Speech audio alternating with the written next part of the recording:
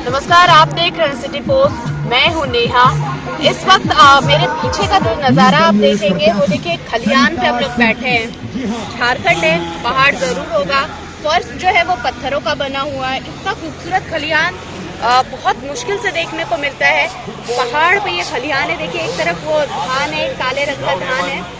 यहाँ ये धान उगाया जाता है। इस धान का उपयोग अगर आप देखेंगे तो इसका हड़िया बनता है, हाथ बनता है। वो देखिए धान कैसे लोग लेके जा रहे हैं, उनको भी दिखाइए जो जा रहे हैं। हाँ, ये देखिए धान अभी अभी ये खेत से काट के ला रहे हैं। यहाँ पे धान जो है वो अभी साफ किया जा रहा है, फिर इसको कूटा जाएगा। तो ये अभी मौसम है चूड़ा और चावल कुटवाने का। नया नया धान कटता है, चूड़ा और चावल बनाते हैं इस तरीके से। ये अद्भुत समय होता है। इस वक्त अब नए चावल और नए चूड़ा का स्वाद चखने के लिए बेचैन रहते कब आपके घर में आएगा। ठीक इसी वक्त झारखंड विधानसभा चुनाव भी है जो अपने चरम पे है, और दूसरा चरण विधानसभा चुनाव का 7 तारीख को होने वाला है। यानी कि अब बस एक दिन समय बच रहा है इस विधानसभा चुनाव के दूसरे चरण का। पहले चरण में 13 सीटों पे चुनाव हुआ। हमने आपको बताया कि सब कुछ ठीक रहा, वहाँ पे 13 जो सीटें थी उस पे जिस तरीके से चुनाव हुआ। दूसरे चरण में 20 विधानसभा सीटों पे चुनाव होने वाला। क्योंकि झारखंड का अगर भौगोलिक जो रचना है वो देखेंगे तो ये कोल्हान, संथाल, पंचपरगनिया ऐसे ऐसे करके बटा हुआ है। इसका मतलब ये होता है कि जिस इलाके में कोयला के खनिज ज्यादा है उस क्षेत्र को कहते हैं कोल्हान। संथाल का एरिया अलग है, वहाँ पे आपको संथाली लैंग्वेज, कल्चर ये सब देखने को मिलेगा। पंचपरगनिया का क्षेत्र अलग है, वहाँ पे आपको 5 ऐसे विधानसभा क्षेत्र देखने को मिलते हैं जिनकी अपनी ही एक संस्कृति है, एक सभ्यता है। चूंकि जो ये विधानसभा है इसमें 20 सीटें हैं, ये इस विधानसभा में जो सीटें हैं वो कोल्हान की सीटें हैं। हाँ भैया, कुछ दे दीजिए अखबार दबाने के लिए। देखिए हमारे पास बहुत सारे अखबार है। क्योंकि ये कहने में कोई गुरेज नहीं है कि आपको इन्फॉर्मेशन कलेक्ट करना होता है, अपने नॉलेज को बढ़ाना होता है तो आपको पढ़ना होता है। तो आपके पास खबरों को पहुंचाने के लिए, खबरों की तह तक जाने के लिए हमने अलग अलग अखबारों को, अलग अलग डेट के ये अखबार है जिसमें हमने कई सारे रिसर्च मटेरियल आपके लिए हम लाए कि इन विधानसभा क्षेत्रों में कौन सी सीट किस पार्टी के पक्ष में पहले थी और अब कितनी संभावना है कि किसके पक्ष में ये जाएगी। क्योंकि झारखंड विधानसभा इस बार इतना सहज और इतना सिंपल है नहीं जितना हर बार हुआ करता था। इस बार किसी सीटों पे जबरदस्त मुकाबला आपको 1 या 2 आपसी कैंडिडेट के बीच में मिलेगा, जिसको हम कहते हैं द्वंद्व युद्ध। वहीं कहीं पे आपको त्रिकोणीय मुकाबला देखने को मिलेगा। साथ में कहीं कहीं 4 उम्मीदवारों में इतनी जबरदस्त फाइट है कि आपको ये तय कर पाना बहुत मुश्किल है कि वो जाएगा किसके पक्ष में। तो कुल 20 सीटों का सबसे पहले हम आकलन करेंगे। सबसे पहले आता है बहरागोड़ा, जो कि 2009 में जहां पे 11 उम्मीदवार थे तो 2019 में यहाँ पे 14 उम्मीदवार खड़े उतरे। घाटशिला, पुटका, जुगलसलाई, जमशेदपुर पूर्वी जो कि हॉट सीट है, जहां से हमने सरयू राय की इंटरव्यू भी दिखाई थी, जो पूर्व भाजपा अब वो खुद को मान चुके हैं तो हमें कहने में ज्यादा दिक्कत नहीं आएगी। वहां से खड़े हैं रघुवर दास के खिलाफ में, जहां पे 60-40 का रेशियो चल रहा है। उसी सीट पे कांग्रेस से गौरव वल्लभ है जिन्होंने संबित पात्रा को चैलेंज कर दिया था डिबेट में।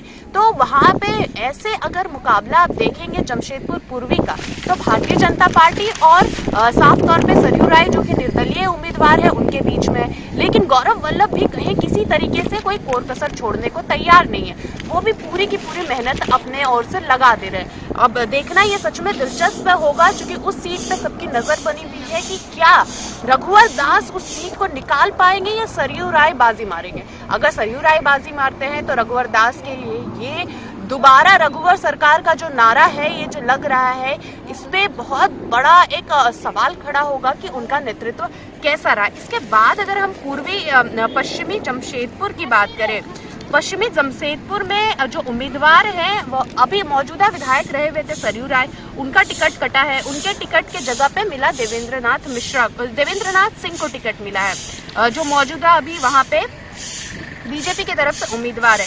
उनके खिलाफ ही पूर्व मंत्री रह चुके बन्ना गुप्ता उम्मीदवार हैं, जो कि आपके विपक्ष गठबंधन यानी कांग्रेस के तरफ से खड़े हैं। तो यहाँ पे साफ तौर पे मुकाबला बीजेपी और कांग्रेस की है। पश्चिमी जमशेदपुर की अगर बात करें तो पश्चिमी जमशेदपुर इसलिए भी अपने में खास है क्योंकि यहाँ से मौजूदा विधायक सरयू राय है, तो सरयू राय वहां से हट के पूर्वी में आ गए हैं। तो दोनों ही जमशेदपुर यानी पूर्वी और पश्चिमी का जो वोट बैंक है, जो कि वोटरों का जो दिमाग है उसको कहीं ना कहीं डिस्टर्ब कर रहा है। तो अब ये वोटरों को तय कर पाना, जो सरयू राय के वोटर थे, कि अब वो वोट कहाँ देंगे, वो या तो देवेंद्र को दे जो कि बीजेपी से है, या कांग्रेस वाले को दे बन्ना गुप्ता को। साथ में अगर हम बात करें रांची और जमशेदपुर की, तो यहाँ पे कास्ट पॉलिटिक्स, जो अब तक हमारे सीनियर रिपोर्टरों से बात रही है, कास्ट पॉलिटिक्स बहुत कम है जमशेदपुर में और रांची में, क्योंकि ये थोड़ा सा डेवलपमेंट की ओर बढ़ चुका है।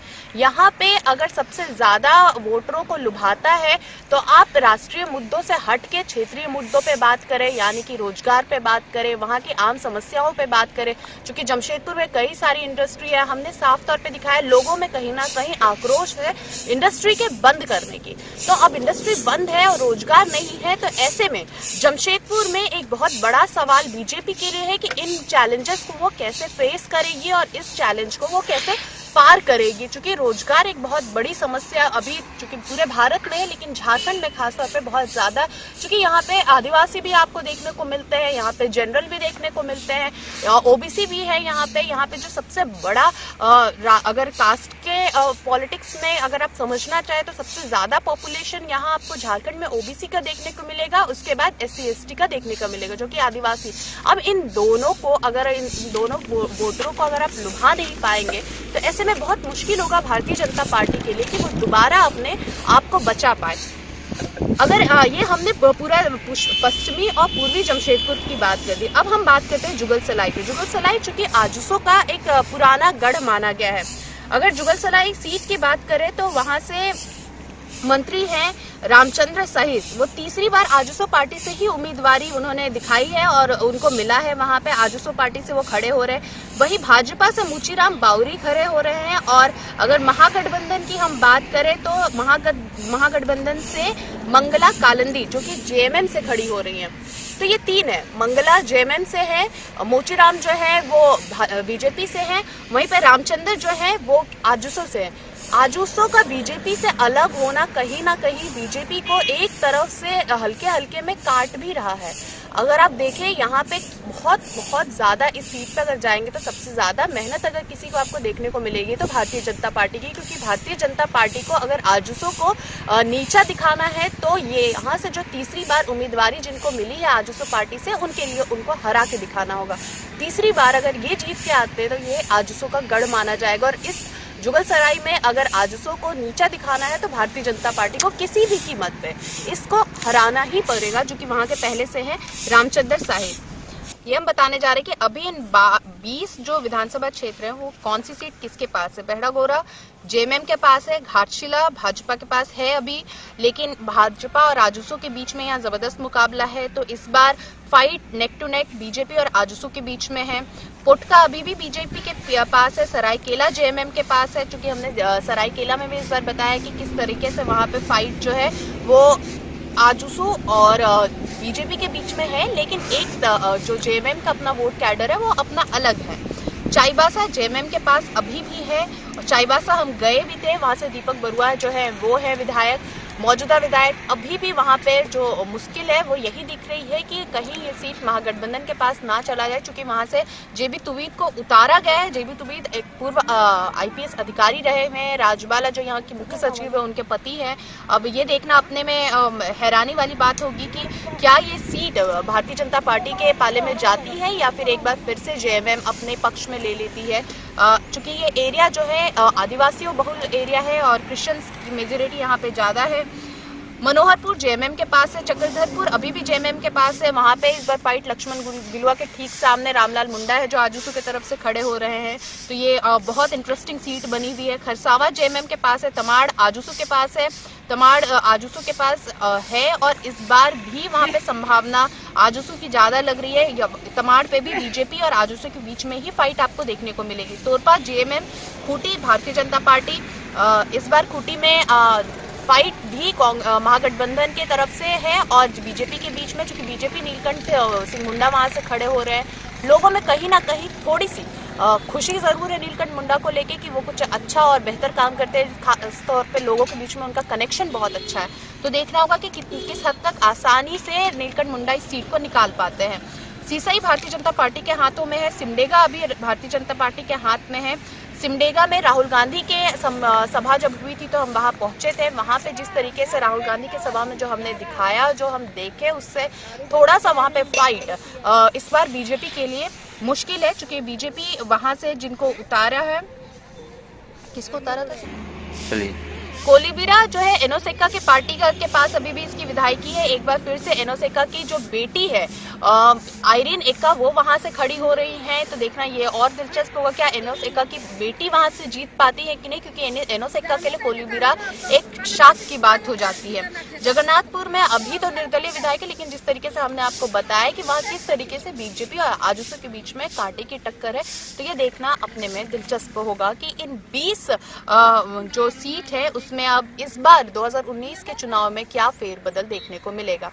लगातार खबरों के लिए बने रहे सिटी पोस्ट के साथ। सिटी पोस्ट हर खबर आप तक पहुंचाता रहेगा।